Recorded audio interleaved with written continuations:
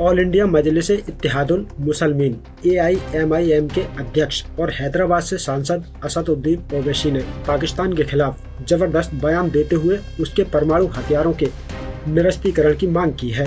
उन्होंने पाकिस्तान को पूरी दुनिया की सलामती के लिए बड़ा खतरा बताया और कहा कि अब वैश्विक नेताओं को मिलकर ये फैसला करना होगा कि क्या एक नाकाम और चरमपंथी मुल्क को न्यूक्लियर हथियार रखने की इजाजत मिलनी चाहिए।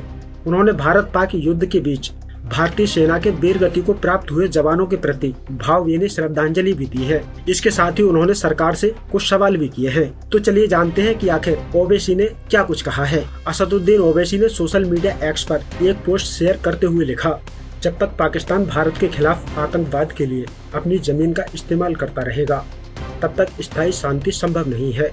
सीज फायर हो या ना हो, हमें पहलगांव हमले के लिए जिम्मेदार आतंकवादियों का पीछा नहीं छोड़ना चाहिए। जब जब बाहरी आक्रमण हुआ है, मैं सरकार और सशस्त्र बलों के साथ खड़ा रहा हूँ। ये समर्थन हमेशा रहेगा।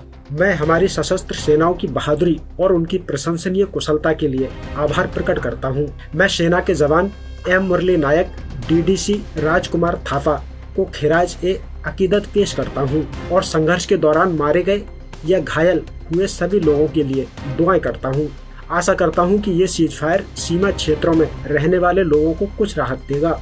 मैं ये भी आशा करता हूं कि भारतीय राजनीतिक दल पिछले 2 हफ्ते से कुछ सबक लेंगे। भारत तब मजबूत होता है जब भारतीय एकजुट होते हैं। हमारे दुश्मन तब फायदा उठाते हैं जब भारतीय आपस में लड़ते हैं। इसके साथ ही असदुद्दीन ओवैसी ने सरकार से कुछ सवाल कर स्पष्टीकरण भी मांगा है। असदुद्दीन ओवैसी ने कहा है, काश हमारे PM मोदी ये सीज फायर की घोषणा करते, न कि किसी विदेशी देश के राष्ट्रपति ने। हम शिमला समझौते के बाद से तीसरे पक्ष की मध्यस्थता का विरोध करते रहे हैं और अब हमने इसे क्यों स्वीकार किया। मुझे उम्मीद है कि कश्मीर मुद्दा अंतर्राष्ट्रीय मंच पर नहीं जाएगा क्योंकि ये हमारा आंतरिक मामला है। वहीं ओवैसी ने आगे कहा कि हम किसी तीसरे स्थान पर बातचीत करने को क्यों तैयार हुए हैं। इन बातों का एजेंडा क्या होगा।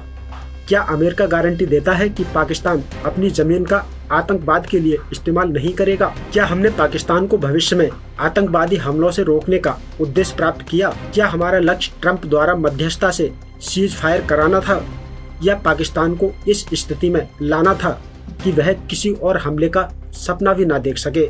हमें पाकिस्तान को FATF की ग्रे लिस्ट में बनाए रखने के लिए अंतर्राष्ट्रीय अभियान जारी रखना चाहिए। फिलहाल इस खबर में इतना ही। बाकी अपडेट के लिए बने रहिए न्यूज़ टाइम के साथ।